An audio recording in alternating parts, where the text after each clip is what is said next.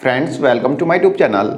Friends, यदि हम दिल्ली के अंदर अनऑथराइज कॉलोनीज की बात करें तो दिल्ली के अंदर टोटल 1800 के आसपास अनऑथराइज कॉलोनीज हैं और इन अनऑथराइज कॉलोनीज में से 1731 कॉलोनीज ऐसी है जो कि पीएम उदय के अंडर में फॉल करती है और 69 कॉलोनीज ऐसी है जो कि एफ्लुएंट है, उन्हें पीएम उदय की लिस्ट में नहीं रखा गया है। इसके बारे में हम अपनी प्रीवियस वीडियोस में भी डिस्कशन कर चुके हैं। फ्रेंड्स, पीएम उदय स्कीम अनऑथराइज कॉलोनीज में रह रहे लोगों को मालिकाना हक दिलाने के लिए लाई गई थी, यानी कि उनको अपने घरों का मालिकाना हक दिलाने के लिए पीएम उदय स्कीम सेंट्रल गवर्नमेंट लेके आई थी, जिसमें कि डीडीए उन लोगों को, यानी कि जो अनऑथराइज कॉलोनीज में रह रहे हैं, उनको उनके घरों का मालिकाना हक देगा, उनको कन्वेंस डीड इशू करेगा।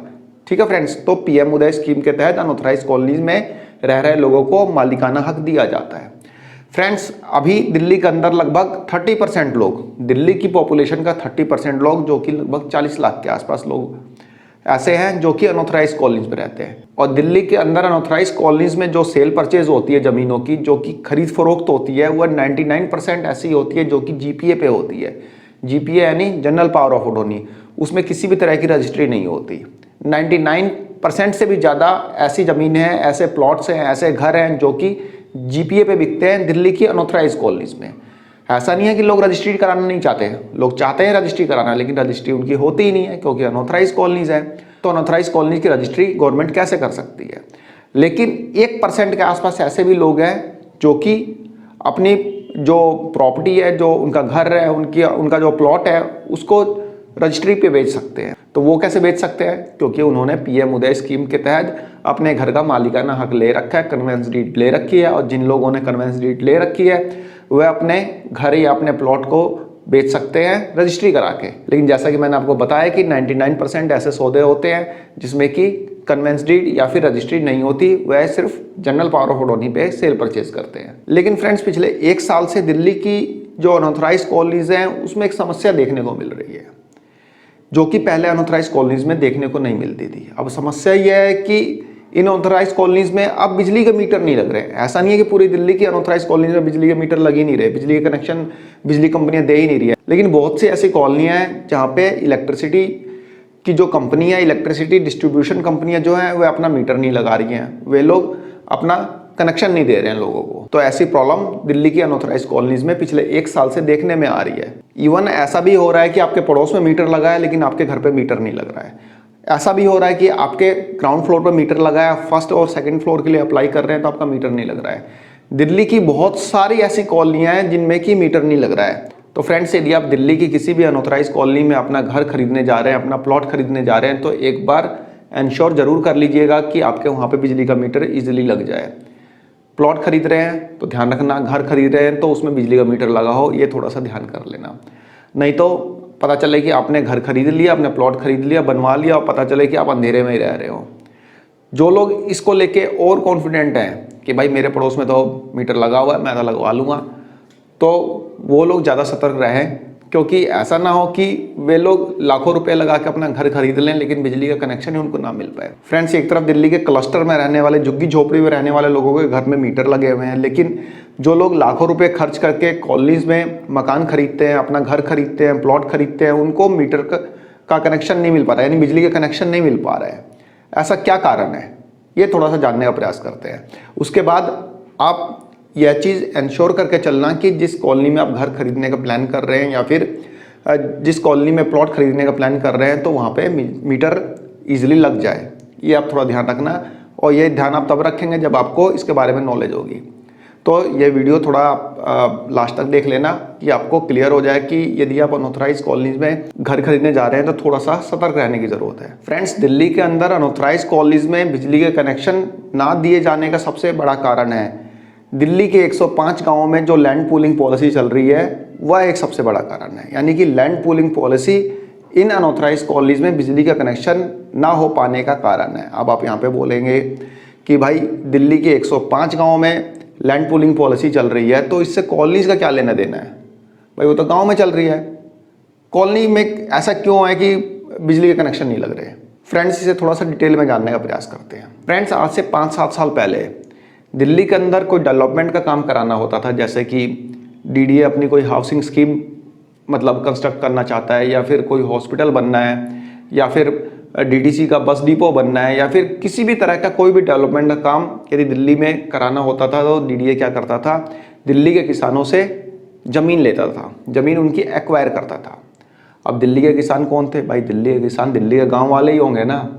ये तो है नहीं कि यूपी और बिहार से आके लोग दिल्ली में खेती करेंगे।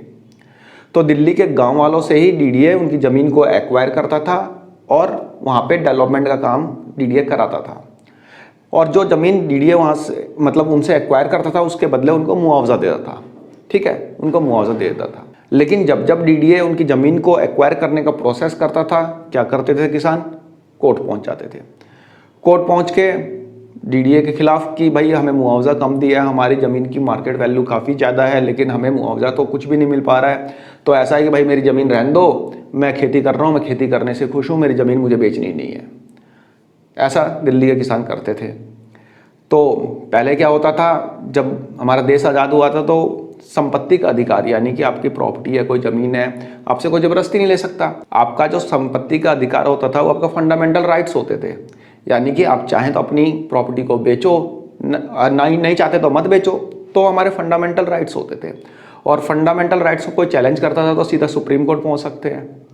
लेकिन बाद में जब ऐसा हुआ कि भाई कोई फ्लाईओवर बन रहा है, किसी किसान की ज़मीन आ गई, फ्लाईओवर आधा बन गया, उसके बाद किसी की ज़मीन आ गई, उसने वो कोर्ट पहुँच गया सुप्रीम कोर्ट कि भाई मेरी ज़मीन तो मैं तो नहीं दे रहा, मेरा फंडामेंटल राइट्स है कि मैं अपनी संपत्ति को अपने पास रखूं। तो बाद में इस टाइप की दिक्कतें आनी शुरू हुई तो कॉन्स्टिट्यूशन में अमेंडमेंट कर दिया गया और जो फंडामेंटल राइट्स था उसको लीगल राइट्स बना दिया गया।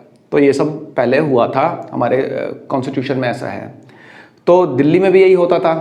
तो दिल्ली में डीडीए जब ज़मीन एक्वायर करता था तो किसान पहुंच जाते थे कोर्ट और मुआवजे की रकम को बढ़ा के मांगते थे।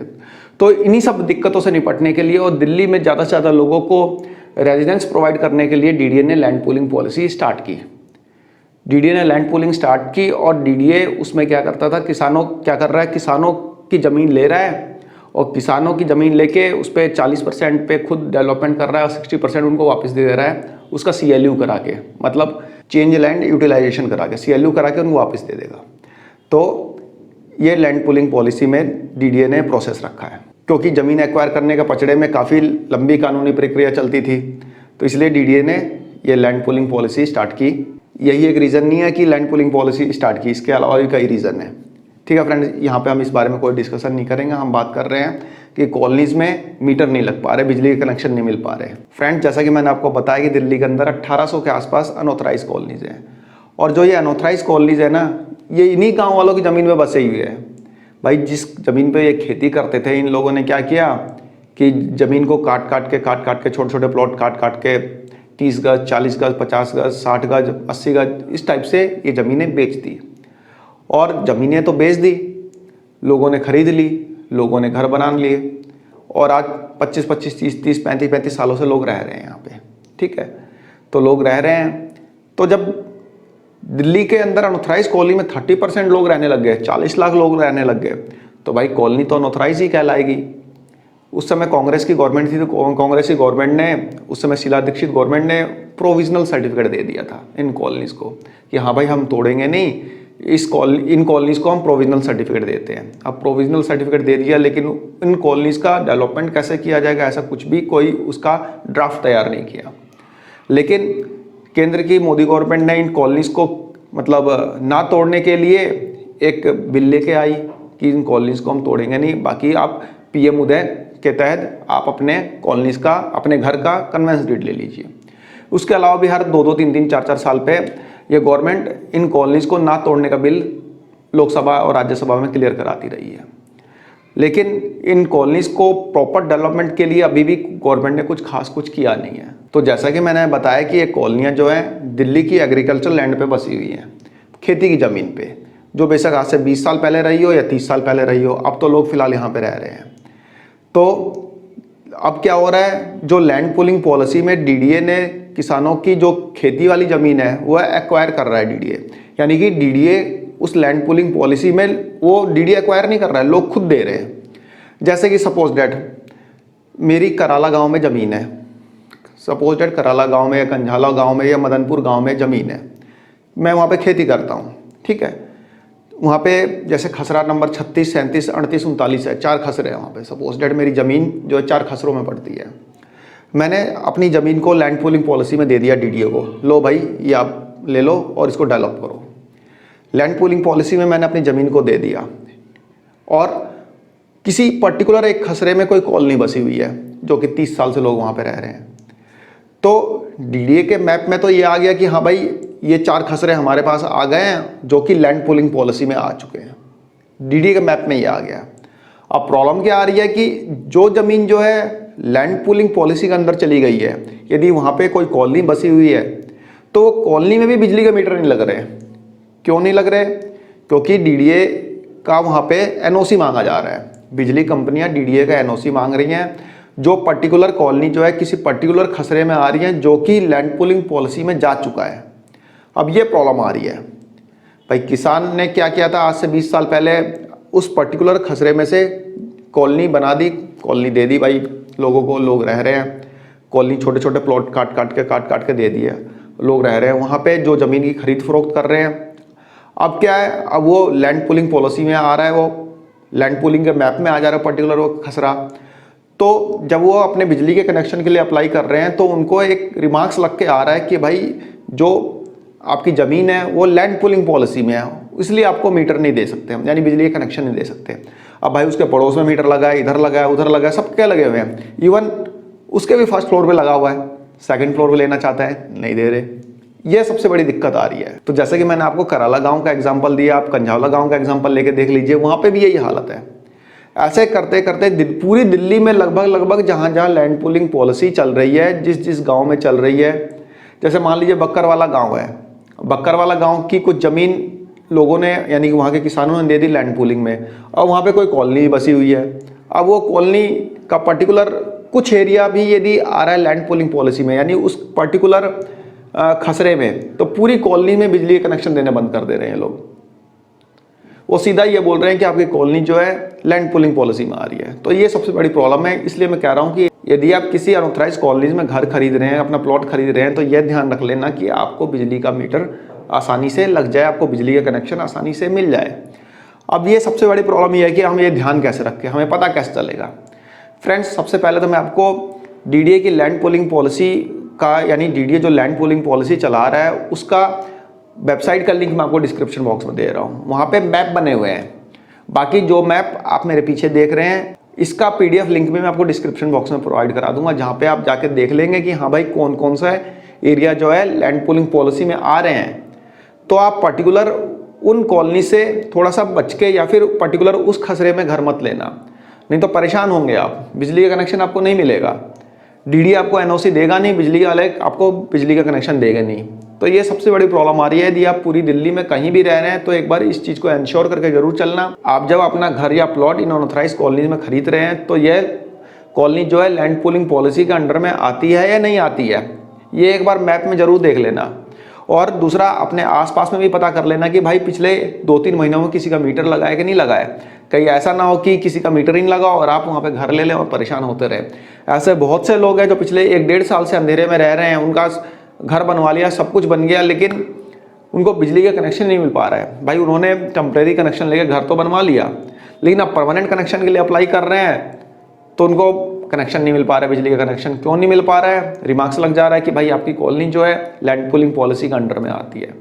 तो लैंड पूलिंग पॉलिसी ने काफ़ी लोगों को परेशान कर दिया है। और फ्रेंड्स, एक चीज़ और बता दे रहा हूँ, जिन लोगों की कॉलोनी जो है लैंड पूलिंग पॉलिसी में मतलब लैंड पूलिंग के अंडर में आ रही है, बेशक उनकी कॉलोनी का नाम जो है 1731 कॉलोनीज में भी आता हो, तब भी उनको कनेक्शन नहीं मिल रहा है।